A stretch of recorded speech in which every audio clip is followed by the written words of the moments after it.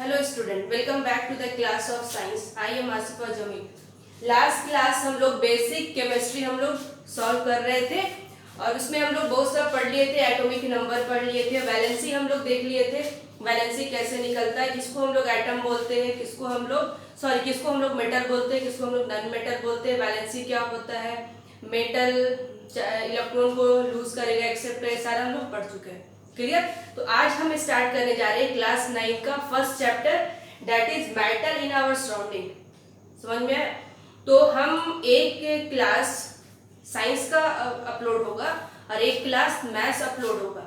दोनों एक क्लास साथ में अपलोड नहीं होगा, अल्टरनेट अपलोड होता रहेगा और सीक्वेंस में जो स्टूडेंट अगर पढ़ेगा उसको क्लियर समझ में आता जाएगा।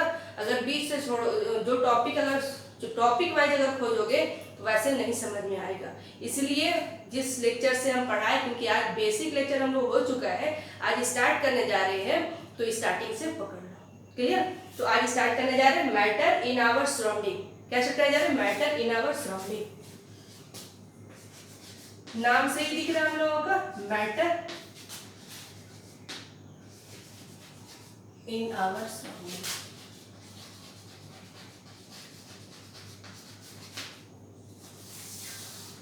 सबसे पहले मैटर क्या होता है? मैटर क्या होता है?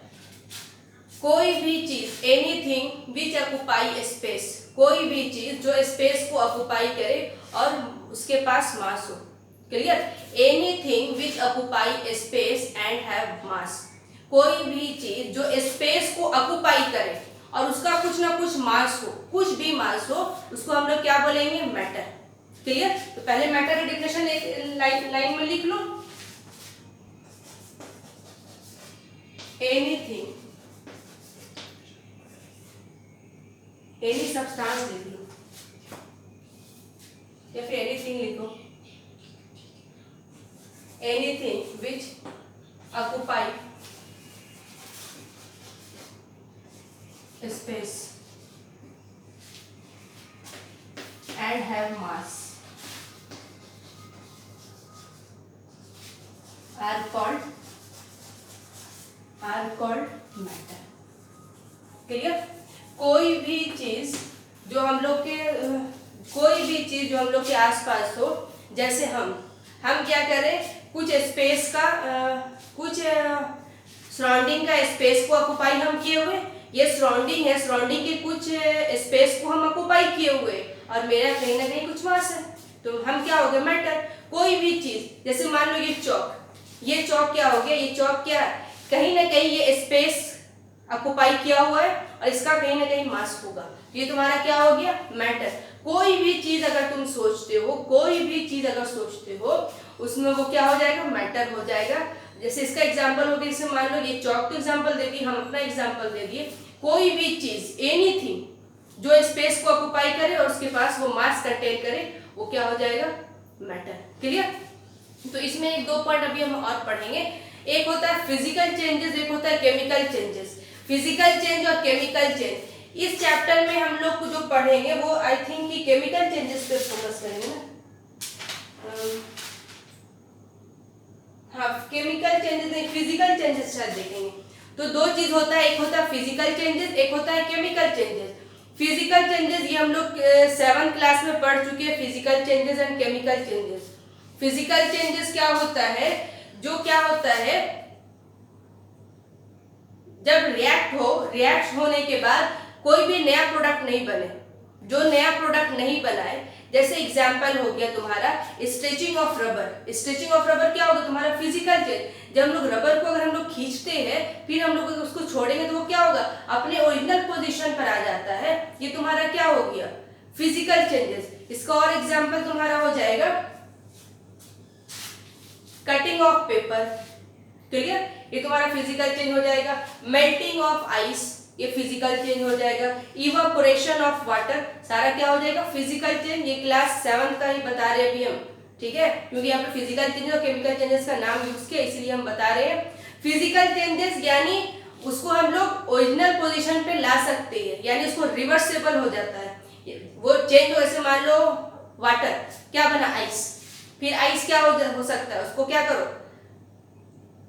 फ्रीज से निकाल लो, वो क्या बन जाएगा? तुम्हारा वाटर बन जाएगा। तो water fridge, sorry water ice, ice फिर क्या बन गया, वाटर बन गया। तो ये क्या हो गया, reversible reaction.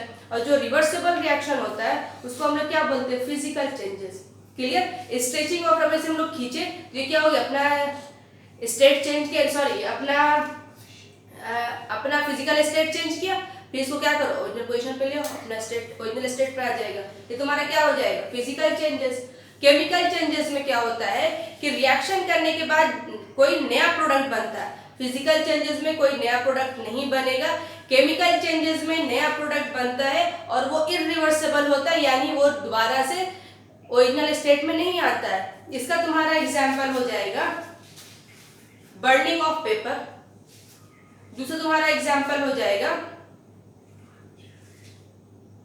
Burning of paper, और एग्जाम्पल क्या हो जाएगा इसका, डाइजेशन ऑफ फूड, रिस्पायरेशन, जब सारा क्या हो जाएगा तुम्हारा केमिकल चेंजेस हो जाएगा। क्लियर। ये तुम्हारा केमिकल चेंजेस हो जाएगा। तो केमिकल चेंजेस, फिजिकल चेंजेस हम तो लिखवा नहीं रहे क्योंकि physical changes, chemical changes class 7 का टॉपिक है। हम लोग अभी क्लास 9th में पढ़ रहे, क्लास 7 का हम लोग इतना हम सिर्फ रिकैप कर दिए। हाँ, अब यहाँ पर matter is made up of particles. Matter is made up of particles, कोई भी मैटर पार्टिकल से बनता है। ठीक है, इसका एग्जाम्पल देखो क्या हो गया, matter is made up of particles, कोई भी मैटर पार्टिकल से बनता है। तो ये हम बता दिए, एग्जाम्पल दिए कि चॉक क्या है, मैटर, क्योंकि ये क्या है, इसके पास मास है, ये वॉल्यूम ऑक्यूपाई कर रहा है, तो ये क्या है तुम्हारा मैटर हो गया। मैटर बोल रहा है matter is made up of particles, matter किससे बन रहा है, पार्टिकल से बन रहा है। तो यानी कहीं ना कहीं इस चॉक को अगर हम लोग छोटा छोटा तोड़ेंगे तो ये क्या होगा तुम्हारा, छोटा छोटा, ये चॉक का छोटा छोटा जो पार्टिकल्स, छोटे छोटे तुमको दिख रहा है जो, उसको हम लोग क्या बोलेंगे, पार्टिकल्स। एक पार्टिकल दूसरे पार्टिकल को कंबाइन करते जाओ, कंबाइन करते जाओ, तो क्या बन जाएगा, ये चॉक बन जाएगा। इसका अगर निकालेंगे तो छोटा छोटा पार्टिकल जो हम लोग को दिख रहा है, ये तुमको क्या बोलोगे, पार्टिकल्स बोलोगे। इस छोटे छोटे पार्ट को, दैट इज पार्टिकल्स को जब कंबाइन करोगे तो क्या दिखेगा तुमको, चॉक दिखेगा। तो चॉक तुम्हारा क्या हो गया, एक मैटर हो गया। और किससे बना, पार्टिकल से बना। यानी मैटर किससे बनता है, पार्टिकल से बनता है, टीनी पार्टिकल्स। क्लियर। तो लिख देते हैं एक लाइन इसका, matter is made up of particles. Matter is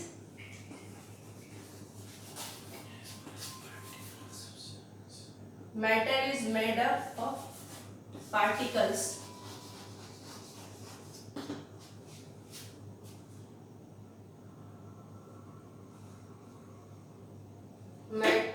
matter is made up of particles. अब ये मैटर में तुम्हारा क्या आ सकता है, मैटर में तुम्हारा एटम भी आ सकता है या मॉलिक्यूल्स। तो हम यहाँ पे लिखे matter is made up of particles, matter जो किससे बना, पार्टिकल से बना। यानी मैटर में तुम्हारा एटम भी आ सकता है, मॉलिक्यूल भी आ सकता है। क्या आ सकता है, एटम भी आ सकता है, मॉलिक्यूल भी आ सकता है। एटम यानी हम लोग इसको मैटर को एटम भी बोल सकते हैं। क्या बोल सकते हैं, एटम। और क्या बोल सकते हैं हम लोग, मॉलिक्यूल बोल सकते हैं। क्या बोल सकते हैं, मॉलिक्यूल बोल सकते हैं। तो यहाँ पर अगर एटम जो बनेगा, एटम भी किससे बनेगा, पार्टिकल से। तो atom is made up of particles, molecule is made up of particles. तो मैटर जब पार्टिकल से बन रहा है तो एटम भी पार्टिकल से बनेगा और मॉलिक्यूल भी पार्टिकल से बनेगा। क्लियर। इसका एग्जांपल हम देख लिए। अब यहाँ पर नेक्स्ट जो टॉपिक है, evidence for particles in matter. अभी हम बताए evidence for particles in matter, यानी इस मैटर में पार्टिकल्स है। यानी कहने का मतलब है ये जो मैटर जो बना ये पार्टिकल से बना, इसका एविडेंस क्या होगा।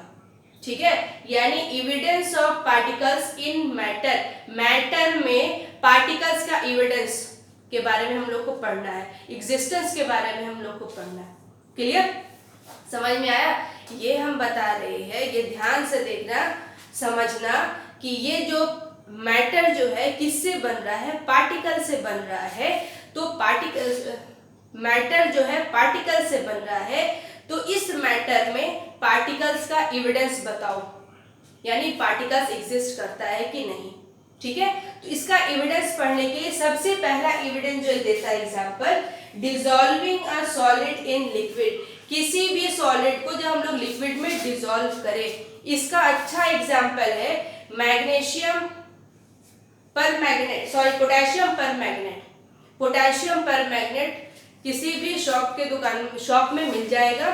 तो पोटेशियम पर मैग्नेट दैट इज फॉर्मूला क्या होता है, KMnO4। क्या होता है पोटेशियम पर मैग्नेट, KMnO4। ये होता है पर्पल कलर का। क्या होता है, पर्पल कलर का। पहला एविडेंस का पहला एग्जांपल हम बता रहे हैं। पहले हम लिख देते हैं इसका एविडेंस का पहला एग्जांपल, एविडेंस ऑफ पार्टिकल्स का पहला। अच्छा, पहले हम समझा देते हैं, उसके बाद हम सारा नोट्स लिख देंगे। क्लियर? तो पहले समझना, evidence of particles in matter का पहला एग्जांपल है dissolving a solid in liquid. किसी भी सॉलिड को लिक्विड में डिसॉल्व कर रहे हैं तो वो एविडेंस बताएगा। ये पहला एग्जांपल है, समझना। हम लोग पोटेशियम परमैंगनेट लिए। पोटेशियम परमैंगनेट तुम्हारा क्या बोलते हैं, पाउडर टाइप का रहेगा। क्या मिलेगा, पाउडर टाइप का मिलेगा। पाउडर टाइप का मिलेगा या तो क्रिस्टल में भी मिल सकता है, लेकिन पाउडर टाइप का भी मिल सकता है, क्रिस्टल में भी मिल सकता है। तो शॉप से जाकर के बोलना पोटेशियम परमैंगनेट देगा। पोटेशियम परमैंगनेट मिल जाता है, ज्यादा पॉइजन नहीं है, ये एक सॉल्ट है, मिल जाएगा आराम से। तो पोटेशियम परमैंगनेट पर्पल कलर का होता है। क्या होता है, पर्पल कलर का होता है। तो जैसे ही हम लोग, वो सॉलिड है, सॉलिड पाउडरी टाइप का सॉलिड है, जब उसको एक गिलास पानी ले लो, एक गिलास वाटर ले लो, अब उसमें डालो। वैसा लेना, गिलास ट्रांसपेरेंट होना चाहिए। अब उसमें पानी में हम लोग क्या डाल दिए, पोटेशियम परमैंगनेट डाल दिए। तो डालने से क्या होगा, सबसे पहले वो क्या करेगा, पोटेशियम परमैंगनेट वो क्या करेगा, पोटेशियम परमैंगनेट नीचे जाकर के बैठेगा, या फिर ऊपर से डालेंगे तो ऊपर से घुलते हुए जाएगा। या दो काम कर सकते, पोटेशियम परमैंगनेट को अंदर हम डाल दिए, फिर हम उसके अंदर पानी डालें, ये भी काम कर सकते, दो काम कर सकते। पानी के अंदर पोटेशियम परमैंगनेट डालो, या पोटेशियम परमैंगनेट रख लो गिलास में, ऊपर से पानी डालो, ट्रांसपेरेंट गिलास रखना उसमें। उसके बाद देखना कि सबसे पहले पोटेशियम परमैंगनेट अपना कलर चेंज करेगा। कौन कलर का था, पिंक कलर का था। पानी में डालने से उसका कलर पर्पल हो जाएगा। ठीक है, पर्पल कलर हो जाता है, बहुत खूबसूरत सा कलर दिखेगा। अब देखना, पोटेशियम परमैंगनेट जैसे ही पानी डाले, पोटेशियम परमैंगनेट अंदर था गिलास के अंदर, पानी डाले तो पोटेशियम परमैंगनेट धीमा धीमा ऊपर आने लग गया। क्या आने लगा, धीमा धीमा ऊपर आने लग गया। यानी कहने का मतलब है कि कहीं ना कहीं पोटेशियम परमैंगनेट पार्टिकल से बना है। तो पार्टिकल्स क्या होगा कि पहले उस पोटेशियम परमैंगनेट को गिलास के अंदर हम रखे थे, जैसे ही पानी में डाले पोटेशियम परमैंगनेट ऊपर की तरफ फ्लो करना शुरू किया। क्या करेगा, ऊपर की तरफ फ्लो करना शुरू करेगा। एग्जाम्पल इसका हम पोटेशियम परमैंगनेट का एग्जाम्पल क्यों ले रहे हैं, क्योंकि केमिस्ट्री पढ़ रहे हो तो केमिकल का ज्यादातर नाम लेना पड़ेगा। समझ में आ रहा। इसका दूसरा, अगर तुम्हारे पास अगर नहीं है पोटेशियम परमैंगनेट, अभी नहीं मिल पा रहा है, तुम इसमें टर्मरिक पाउडर भी ले सकते हो। टर्मरिक पाउडर क्या होगा, येलो कलर का होगा। उसमें क्या करो, गिलास में डालो, ऊपर से पानी डालो, तो क्या होगा देखना, टर्मरिक पाउडर येलो कलर का धीमा धीमा ऊपर आता जाएगा, ऊपर आता जाएगा। यानी कहीं ना कहीं पानी डालने से वो जो पार्टिकल्स है, वो जो कोई पार्टिकल जो है वो क्या हो गया, मूव करना शुरू कर गया। क्लियर? तो स्टार्टिंग में कैसे वो मूव करेगा, वो ये देखो, यहाँ ध्यान से देखना, ये ध्यान से देखना। स्टार्टिंग में पोटेशियम परमैंगनेट नीचे बैठा हुआ है, दिख रहा है। स्टार्टिंग में ध्यान से देखना, पोटेशियम परमैंगनेट काफी नीचे में बैठा हुआ है। अब इसके बाद थोड़े टाइम के बाद पोटेशियम परमैंगनेट ऊपर की तरफ फ्लो करना शुरू किया। दिख रहा है, ऊपर की तरफ ये फ्लो करना शुरू किया। कुछ टाइम के बाद अगर और देखोगे तो ये पोटेशियम परमैंगनेट पूरी ग्लास में फ्लो कर गया। यानी यहाँ से हम लोग ये कंक्लूजन निकाले, यानी पार्टिकल्स पहले कॉर्नर पे बैठा हुआ था, फिर फ्लो किया, नीचे बॉटम में फ्लो कर गया, बॉटम पूरा कलर पिंक हो गया। कुछ टाइम के बाद पूरी ग्लास का कलर पिंक कर दिया, यानी वाटर का कलर पिंक कर दिया। यानी इससे हम लोगों को क्या पता चला, कहीं ना कहीं पार्टिकल्स मूव कर, कोई ऐसी चीज मूव कर रहा है ग्लास के अंदर। तो यानी यहाँ से ये पता चला कहीं ना कहीं ये पार्टिकल्स है, जो पार्टिकल्स एक जगह से दूसरी जगह मूव कर सकता है। समझ में आया? यहाँ से हम लोग कंक्लूजन निकाल दिए कि पार्टिकल्स एग्जिस्ट करता है, कोई भी मैटर में पार्टिकल्स रहता है। तभी तो वो पार्टिकल्स कॉर्नर पे बैठा हुआ था, पानी डाले वो एक जगह से दूसरी जगह आया, फिर क्या हुआ, पूरे ग्लास में फ्लो कर गया। तो कौन चीज फ्लो किया, कहीं ना कहीं कोई चीज है जो फ्लो किया एक जगह से दूसरी जगह, यानी कहीं ना कहीं वो पार्टिकल्स है। वो KMnO4 एक पार्टिकल्स के फॉर्म से बना हुआ था, वो पानी के अंदर डाले वो फ्लो कर गया, यानी पार्टिकल्स का ये कैपेसिटी होता है कि वो एक जगह से दूसरी जगह फ्लो कर जाए। तो पहला एविडेंस हम लोग को ये मिला कि dissolving a solid in liquid. Clear, इसका हम सारा डेफिनेशन लिखाएंगे। अब यहाँ से जब डिसॉल्विंग जो फ्लो किया, फ्लो कहने का मतलब है कि कोई भी चीज हाई कंसंट्रेशन से लो कंसंट्रेशन की तरफ मूव करता है, कोई भी चीज हाई कंसंट्रेशन से लो कंसंट्रेशन की तरफ मूव करता है, लो से हाई की तरफ मूव नहीं करता है। तो पहले पोटेशियम परमैंगनेट ग्लास के बॉटम में बैठा हुआ था, तो वहां पर उसका कंसंट्रेशन बहुत, पानी जैसे ही उसके अंदर डाले तो वहां पर उसका कंसंट्रेशन बहुत हाई था। तो क्या होगा, वो क्या करेगा, हाई से लो की तरफ मूव करेगा। यहाँ पे जहां पर KMnO4 कम है वहां पर जाने की कोशिश करेगा। तो देखिएगा कि ऊपर वाटर है तो KMnO4 ऊपर की तरफ फ्लो करेगा।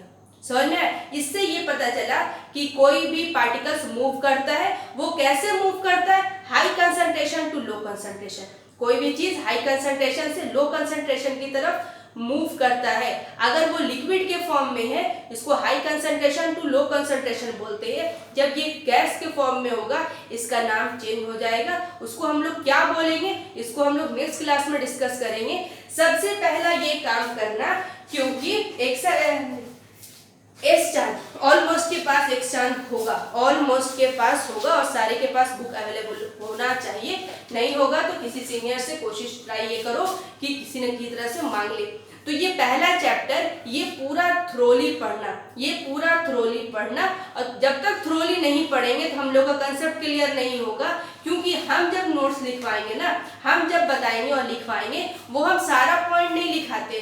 तुम उस पॉइंट को पढ़ते जाना और पेन से अंडरलाइन, पेंसिल से अंडरलाइन करना, और जो पॉइंट क्लियर नहीं हो वो कमेंट बॉक्स में कमेंट कर देना। हम उस पॉइंट को नेक्स्ट क्लास में उस पॉइंट को क्लियर कर देंगे। तो ये टॉपिक क्लियर करना। उसके बाद matter is made up of particles, ये पढ़ना दूसरा टॉपिक। तीसरा topic evidence for particles in matter पढ़ना। उसके बाद इसका एग्जाम्पल, पहला example dissolving a solid in liquid पढ़ना। क्लियर? क्योंकि नेक्स्ट क्लास में हम इसके बारे में सारा चीज लिखवा देंगे। समझ में? इतना पढ़ने में कम से कम तो 1 आवर तो लग जाएगा। यहाँ तक पढ़ने में 1 घंटा तो लग जाएगा। ये नहीं है कि क्या करें, हम रीडिंग तो नहीं दे सकते क्योंकि हमको समझना है, इसलिए क्या करना, उसको पढ़ते हुए निकलना भी। क्योंकि नेक्स्ट क्लास में उस क्वेश्चन को हम डिस्कस करेंगे। हम पढ़ने दिए, अब देखो कितने लोगों को समझ में आता है, कितने को नहीं समझ में आता। और एक कोशिश ये करोगे, जहां तक क्योंकि आज पहला क्लास है, ज्यादा से ज्यादा स्टूडेंट के पास ये वीडियो अब चला जाए और वो पढ़ ले, क्योंकि अभी सारा स्कूल बंद चल रहा है। किसी को लॉस नहीं हो, स्कूल वाला कितना पढ़ाएगा हमको पता है। क्लियर? चलो आज के लिए बस इतना। Thank you.